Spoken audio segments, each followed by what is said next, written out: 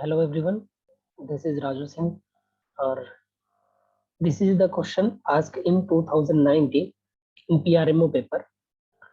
The question is, let R denote the circular region in the XY plane bounded by the circle x square plus y square equals to 36. The line x equals to 4 and y is equals to 3. Divide R into 4 region. जो circle इसको 4 reason में divide कर रहा है. I is equals to 1, 2, 3, 4. If mod of Ri, because जो है जो हमारा एरिया होता है वो नेवर बी नेगेटिव, इसलिए mod लगा दिया. Denotes the area of the region R of Ri. And if R1 is greater than R2 is greater than R3 is greater than R4, determine हमें जो किसकी वैल्यू चाहिए, R1 minus R2 minus R1 minus R2 minus R3 plus R4. Right, हमें ये area चाहिए. तो सबसे पहले बात ये समझते हैं कि हमें पूछा क्या है, और हमें जो है गिवन में है X square plus Y square. This is the equation of the circle. Equation of the circle ये फॉर्म में होता है, X square plus Y square equals to R square. तो यहाँ पे जो है दिस इज आर स्क्वायर. तो अगर मेरा 36 आर स्क्वायर है, यानी आर की जो वैल्यू है, R is equals to radius of this circle is equals to radius of this circle equals to 6. जो रेडियस ऑफ सर्कल है ये 6 है. इस सर्कल का जो रेडियस है वो 6 है. इतनी बातें हमें पता चल गई. And the second thing is x equals to 4. तो जब भी इस कंडीशन में लिखा होता है ना, यानी ओरिजिन जो है एज अ सेंटर है, जो हमारा सर्कल का, जब भी सर्कल का इक्वेशन इस फॉर्म में लिखा हुआ है r इक्वल, यानी कि जो ओरिजिन है वो मेरा सेंटर है, वही हमारा सेंटर है. राइट. तो ओरिजिन सेंटर से समझते हैं, अगर ये मैंने ड्रॉ कर लिया सर्कल और इसका O एज अ ओरिजिन मैं इसको ले लेता हूँ और यही एक सेंटर है, तो यहाँ से ये वाला जो लाइन का डिस्टेंस होगा दिस इज 4 यूनिट. यहाँ से यहाँ जो इस लाइन का, क्योंकि ये लाइन है, क्या हो जाएगा x इक्वल्स टू 4. मैंने जानबूझ के जो ड्रॉ किया है. और ये क्या है जी, अगर ये 3 यूनिट हो गया तो ये वाला जो लाइन होगा वो y इज इक्वल्स टू 3 है. ये दिया हुआ है, ये हमें दो बातें क्या हुआ है, दिया हुआ है. y इज इक्वल्स टू 3 और x इक्वल्स टू 4 जो है, ये दो लाइन है जो दोनों आपस में एक दूसरे को परपेंडिकुलरली खींचते हैं. अब ये जो सर्कल है ये 4 इक्वल एरिया में डिवाइड हो रहा है. तो 4 इक्वल एरिया में डिवाइड हो रहा है, तो जो चारों एरिया है वो क्या क्या है. अगर ये R1 है, क्योंकि उसने बोला है R1 is greater than R2, तो ये मेरा R2 हो जाएगा, और ये वाला एरिया R3 हो जाएगा, और ये वाला एरिया क्या हो जाएगा, R4 हो जाएगा. तो हमें जनरली जो है ये चारों एरिया चाहिए. ये चारों एरिया इंडिविजुअल निकालिए, या फिर अभी हम इसके बारे में बात करेंगे कि हमें क्या निकालना पड़ेगा. हमें दो एरिया निकालेंगे, उसके बाद भी हमारा काम हो जाएगा. आगे बढ़ते हैं. ये हमें एरिया चाहिए. राइट. अब जैसा कि हमें पता है कि R1 plus R2 plus R3 plus R4 चारों का एरिया जो होगा वो एरिया ऑफ सर्कल होगा. वो क्या होता है, पाई आर स्क्वायर. यानी पाई आर स्क्वायर यानी कि 36. आर का स्क्वायर 36 है, 36 पाई हम इसको लिख सकते हैं, 36 पाई. बट हमें चाहिए ये नहीं. हमें क्या चाहिए, हमें चाहिए R1 minus R2 minus R3 और प्लस R4 चाहिए. ये वाला हमें एरिया चाहिए. तो मैं एक काम करता हूँ, मैं जो है इस एरिया को लाने के लिए मैं कहता हूँ 2 times of R1 plus R4 कर लेता हूँ, इसको 2 बार कर लेता हूँ, और इसमें से जो है टोटल एरिया ऑफ सर्कल को क्या कर देता हूँ, सबट्रैक्ट कर देता हूँ. Means minus R1 minus R2 minus R3 minus R4. Right. तो ये क्या हो जाएगा, 36 पाई मैंने इसमें से सबट्रैक्ट कर दिया. तो this equals to R1 minus R2 minus R3 plus R4. जरूरत पड़ने पर मैं 2 times of R1 plus R4 minus 36 pi लिख सकता हूँ. इससे हमारा थोड़ा सा कैलकुलेशन इजी हो जाएगा. रीजन ये है कि अब सिर्फ हमें एरिया जो जरूरत पड़ेगी दैट इज R1 और R4 की जरूरत पड़ेगी. ये हमें दो एरिया की रिक्वायरमेंट है। अब इन दोनों एरिया के ऊपर हम बात करेंगे। आगे बढ़ते हैं, हम लोग प्रोसीड करते हैं। तो ये सब कुछ जो गिवन है इसको मैं थोड़ी देर के लिए रब कर देता हूँ। ठीक, वापस से हम लोग आते हैं। ये जो सबसे बड़ा वाला एरिया है हम लोग इसकी बात कर रहे थे, राइट, R1 की बात कर रहे थे। यहाँ पे मान लेता हूँ ये कोई पॉइंट A है, ये B है, ये C, और इसको थोड़ी देर के लिए D मान लिया। और यहाँ पे जो भी पॉइंट इंटरसेक्ट कर रहा है इसको मैं E मान लेता हूँ, राइट। आगे बढ़ते हैं। अब इसके ऊपर जो मैंने परपेंडिकुलर डाला है y इज इक्वल्स टू, तो ओरिजिन से ये जो मेरा ओरिजिन है O, ये 3 यूनिट है, राइट। और हमारा रेडियस है, अगर मैं O और D को ज्वाइन कर दूं तो ये मेरा कितना होगा, 6 यूनिट होगा। और O से मैं C भी ज्वाइन कर दूं तो दिस इज आल्सो 6 यूनिट, ये भी मेरा 6 यूनिट है। ये दोनों हमें रेडियस है तो ये दोनों 6 यूनिट में लिख दिया। नेक्स्ट मैं काम करता हूँ, O से भी एक परपेंडिकुलर A और C के ऊपर ड्रॉ कर देता हूँ तो ये 4 यूनिट हो जाएगा। अब मैं कुछ काम करता हूँ, मान लीजिए परपेंडिकुलर P पे इंटरसेक्ट किया और ये वाला परपेंडिकुलर Q पे इंटरसेक्ट किया, OQ और OP, OP हमारा 4 है, OQ 3 है, तो D और Q भी निकल जाएगा बाय PGT। को देख लीजिए 3√3 निकलेगा, क्योंकि 6 का स्क्वायर 36 माइनस 3 का square 9, that is equals to 27, और अंडर रूट पे 27 इक्वल्स टू क्या होता है, 3 होता है। तो बाय PGT ये हो गया 3√3। जितना ये होगा उतना ही O और B होगा, Q और B होगा, बट Q और E जो है वो 4 होगा। तो E और B कितना हो जाएगा, E और B की जो वैल्यू हो जाएगी दैट इज, वो हो जाएगा 3√3 माइनस 4। सारी चीजें इसलिए लिख रहा हूँ क्योंकि हमें सभी जरूरत है। PE की जो वैल्यू होगी दैट इज 3, PC जो होगा दैट इज, यहाँ पर भी PGT लगा लेंगे तो 2√5 हो जाएगा। एंड देयरफॉर अब मेरे पास बचा A और E। A और E की जो फाइनल वैल्यू हो जाएगी वो हो जाएगी 2√5 माइनस, क्योंकि P और A जो होगा दैट इज ऑल्सो हमारा हो जाएगा कितना, 2√5, तो 2√5 माइनस 3, E और इज 2√5 माइनस 3। इतनी सारी चीजें हमने निकाल दिया, ठीक है। इसको आप लोग आराम से सोच सकते हैं कि क्या क्या मैंने निकाला है, आराम से जो है धीरे धीरे देख सकते हैं इस वीडियो, कोई इशू नहीं, इतनी बातें आपसे निकल जाएगी, राइट। आगे बढ़ते हैं थोड़ा सा। अब अगर मेरे को एरिया चाहिए R1 का, R1 के एरिया के लिए मैं क्या क्या कर सकता हूँ उसके बारे में सबसे पहला चीज देखते हैं। R1 के एरिया के लिए जो सबसे बड़ा एरिया है उसके लिए मेरे पास एक ही चीज समझ में आ रहा है, वो क्या आ रहा है कि अगर मैं ये वाला जो है सेक्टर, इसका एरिया निकाल लेता हूँ, ये वाला जो सेक्टर है इसका एरिया निकालने के बाद यहाँ से एक ऐसे ट्रायंगल बन जाएगा, इस ट्रायंगल का एरिया, क्योंकि इस ट्रायंगल का बेस हमें पता है, तो बेस प्लस दूसरे वाले ट्रायंगल का, इस ट्रायंगल कौन सा ट्रायंगल, DOE का एरिया प्लस EOC का एरिया को ऐड कर दूंगा तो मेरे पास R1 का एरिया निकल जाएगा। तो R1 के एरिया के लिए अब देखिए, कोई भी सर्कल का कोई भी सेगमेंट का एरिया चाहिए, सेक्टर का, सॉरी सेक्टर का कोई भी एरिया चाहिए, तो उसके लिए सिंपली हमारे पास क्या चीजें होती है, तो मेरे पास कोई भी एक सर्कल है, उसका सेक्टर के लिए अगर एरिया चाहिए तो एरिया ऑफ सेक्टर, अगर ये एंगल थीटा है तो हम लोग क्या करते हैं, theta by 360 into pi R square, यही काम करते हैं।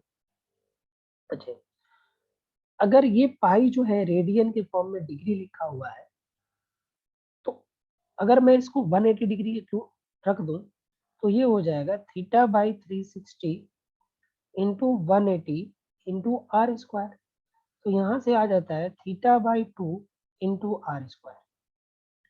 यानी जितना आपको एंगल है उस एंगल को जो है डिवाइड कर दीजिए 2 से और R स्क्वायर से मल्टीप्लाई कर दीजिए, एरिया ऑफ सेक्टर निकल जाएगा। इस चीज को हम लोग यूटिलाइज यहाँ पे करें, राइट। तो इसको मैं मिटा देता हूँ।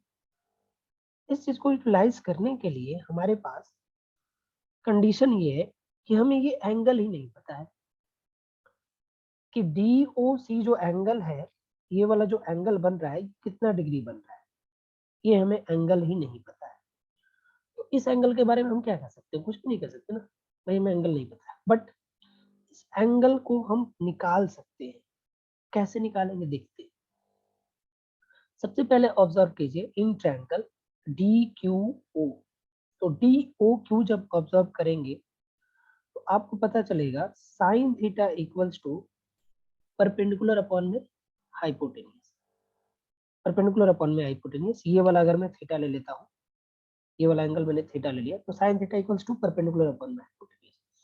परपेंडिकुलर हो जाएगा 3√3 बाई हाइपोटेन्यूज हो जाएगा 6, यानी ये हो जाएगा √3/2। √3/2 साइन 60 डिग्री की वैल्यू होती है। कितने डिग्री की?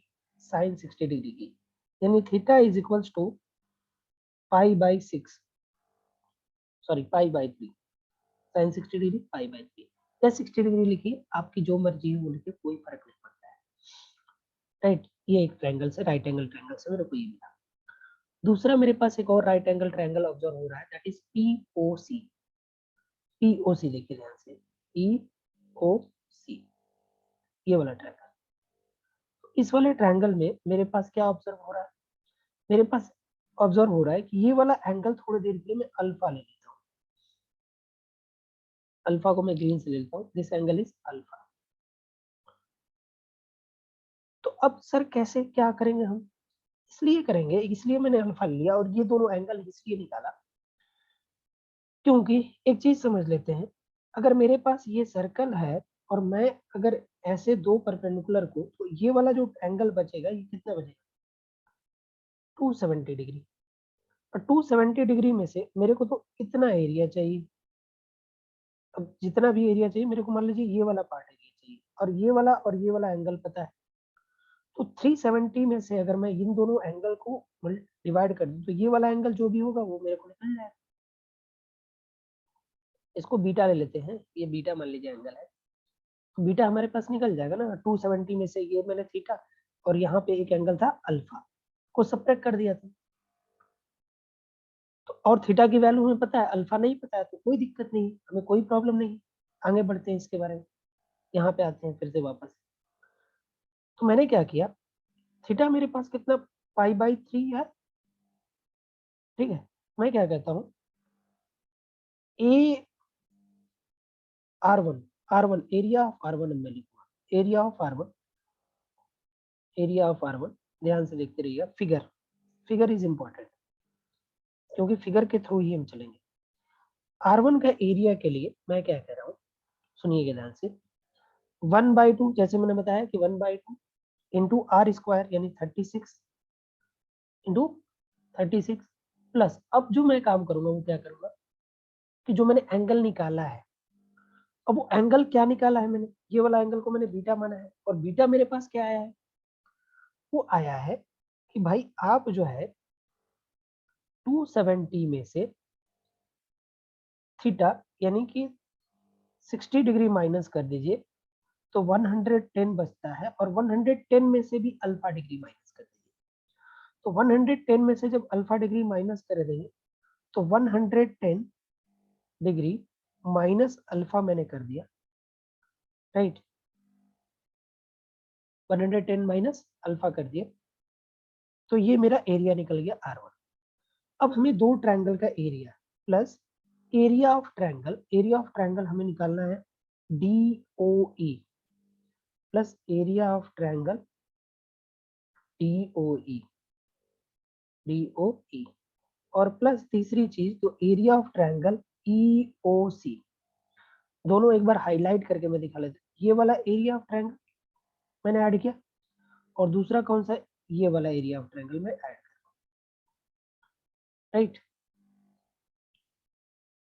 आगे बढ़ते हैं, कौन सा एरिया ऑफ ट्रायंगल, दूसरा वाला बताइए, EOC plus area of triangle EOC। थोड़ा सा आराम से कर रहे हैं, रीजन ये है कि ये थोड़ा सा लेंथी कैलकुलेशन, इसलिए मैं आपको आराम से धीरे धीरे समझ में आता रहा इसलिए कर रहा हूँ। तो मेरे पास R1 आ जाएगा, that is 1/2 36 into 110 minus alpha plus ये जो ट्रायंगल DOE का जो बेस है वो है 3 √3 + 4 यानी 1/2 base into height 3 √3 + 4 into perpendicular 3 है इसका, प्लस जो दूसरा वाला ट्रायंगल है उसका एरिया 1/2 बेस इसका 4 है, नहीं सॉरी बेस इसका है 2 √5 + 3 और हाइट है इसका 4, ये निकल गया राइट। ये हमारा R1 आ गया। अब बात करते हैं R2, R2 की नहीं R4 की। R4 हमें चाहिए था। अब यहाँ पे थोड़े सी R4 के बारे में थोड़ा सा विचार करते हैं फिर से, बहुत बढ़िया R4 के बारे में। तो पिछले कुछ चीजों को ना मैं हटाना चाहता हूँ, जैसे इसकी जरूरत नहीं है, हमें इसकी जरूरत नहीं है, राइट। हमें बहुत सारी चीजें की जरूरत नहीं है, तो मैं उसको हटा देता हूँ ताकि आप लोग थोड़ा सा कंफ्यूज ना हो। अल्फा की हमें जरूरत पड़ेगी। यहाँ से अगर मैं O से एक लाइन ऐसे ज्वाइन करूँ, ऐसे ज्वाइन करूँ, अब मेरे को जो है OAB जो सेक्टर है AOB का एरिया मेरे को चाहिए, और उस एरिया में से अगर मैं दो ट्रायंगल का एरिया को सब्ट्रैक्ट कर दूं जिसका दोनों का हमें बेस पता है और एल्टीट्यूड भी पता है, ठीक है। जैसे ये वाला ट्रायंगल देखिए, इस वाले ट्रायंगल का मेरे को बेस भी पता है। अब इस वाले ट्रायंगल को अगर थोड़ा सा मैं ऐसे आपको दिखा दूं कि यहाँ से एक परपेंडिकुलर आप खींच लीजिए कुछ इस तरीके से, परपेंडिकुलर नहीं इसको ज्वाइन कर दीजिए, तो यहाँ से ऐसे अगर ज्वाइन कर दीजिए तो ये एक ऑब्टयूज ट्रायंगल बनेगा जिसका बेस ये है 2 √5 - 3 और एल्टीट्यूड इसका 4 है, क्योंकि इसका एल्टीट्यूड जो है आउटसाइड द ट्रायंगल है और वो देख सकते हैं 4 है। और इसी तरह से जो दूसरा वाला है इसका बेस है ये वाला ट्रायंगल, इसका बेस है 3 √3 - 4 और इसका एल्टीट्यूड क्या हो जाएगा 3 हो जाएगा। ये भी ऑब्टयूज ट्रायंगल है। तो मैं क्या करूं, अब इसका एरिया निकालना, जो सेक्टर का एरिया है वो इंपॉर्टेंट है, क्योंकि हमें तो क्या नहीं पता है जी, हमें हमें जो है ये वाला एंगल नहीं पता है, ये वाला एंगल नहीं पता है, ये वाला एंगल ही में नहीं पता है, ये वाला एंगल कितना डिग्री है। तो उस वाले एंगल के बारे में जानने के लिए मैंने क्या किया, सिंपली इसको मैं पिंक वाले को मिटाता हूँ थोड़ी देर के। तो मैंने एक ना यहाँ से जो है हम क्या करते हैं, एक परपेंडिकुलर ड्रॉ कर लेते हैं इसके ऊपर, राइट। और यहाँ से भी एक परपेंडिकुलर ये जा ही रहा है, तो ऊपर वाले जो टोटल एंगल होंगे 180 डिग्री होंगे, नीचे वाले भी 180 डिग्री। ऊपर वाले में 180 डिग्री हमने थीटा निकाला था, ये है थीटा की वैल्यू क्या निकली थी 60 डिग्री, और यहाँ पे 90 परपेंडिकुलर भी है, तो ये वाला एंगल कितना 30 डिग्री। अच्छी, जब ये वाला 30 डिग्री होगा तो ये वाला एंगल भी 30 डिग्री ही होगा। और चूंकि जो है OP परपेंडिकुलर है और एंगल COP अल्फा है, तो एंगल एंगल AOP वो भी क्या होगा अल्फा होगा। तो एंगल AOB क्या हो जाएगा, वो हो जाएगा अल्फा -30 डिग्री। एंगल AOB क्या हो जाएगा अल्फा -30 डिग्री। तो अब हमारा सेक्टर का एरिया निकल गया, that is equals to 1/2 alpha -30 degree into 36 मतलब R² प्लस नहीं माइनस, इसमें से ये क्या करना है मेरे को R4 चाहिए ना। R4 में क्या है, यही वाला तो बस इतना ही तो एरिया है, बस यही वाला तो एरिया है। तो इस वाले एरिया में से मेरे को क्या करना है, बाकी दो ट्रायंगल के एरिया को क्या करना है, इस वाले ट्रायंगल के एरिया को इन दोनों ट्रायंगल का एरिया को क्या करना है सब्ट्रैक्ट करना है, और वही काम हम करेंगे। तो आगे बढ़ते हैं, तो माइनस मेरे को क्या करना है area of triangle -1/2 base into height, इसका बेस जो है वो है 2√5 माइनस 3, 2√5 माइनस 3 इंटू हाइट था 4 और माइनस दूसरा वाला जो ट्रायंगल है उसका बेस है 3√3 माइनस 4, 1/2, 3√3 माइनस 4 इंटू हाइट इसका है दूसरे वाले का 3। अब हमें क्या करना है, फाइनली हमें R1 भी पता चल गया, R1 भी पता चल गया, R4 भी पता चल गया, और इन दोनों का हमें क्या करना है, एडिशन। तो जब आप R1 प्लस R4 कर लीजिएगा, अब वीडियो बहुत ज़्यादा बड़ी हो जाएगी, इसीलिए मैं इसको कैलकुलेट नहीं कर रहा हूँ। ये आप खुद ब खुद सॉल्व कर लीजिएगा रफ के ऊपर। ये दोनों का जब एरिया ऐड करेंगे तो आपको मिल जाएगा 18 pi plus 12 plus 12, that is equals to 24 plus 18 पाई।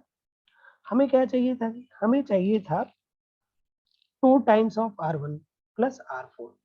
तो 2 times of R1 plus R4 that is equals to हो जाएगा 48 प्लस पाई हो जाएगा 36 पाई। और फाइनल जो हमें चाहिए था वो चाहिए था R1 plus R4 minus R2 minus R3, जिसके लिए हमने एक कंसेप्ट लिखा था कि इसको हमें क्या करना है, 2 times of R1 plus R2 sorry plus R4 में से हमें जो है सब्ट्रैक्ट करना था 36 पाई को, 36 पाई को सब्ट्रैक्ट करना था। जब ऐसा करेंगे तो यहाँ पे मेरे पास आ जाएगा 2 times of R1 plus R4 आया है 48 प्लस 36 पाई और माइनस 36 कर देंगे पाई, मेरे पास the final answer is 48 unit. तो this is the final answer. Thank you so much for watching this video, और लाइक करना तो मत छोड़िएगा। Thank you so much for watching this video, और अच्छा लगे तो प्लीज शेयर कीजिए।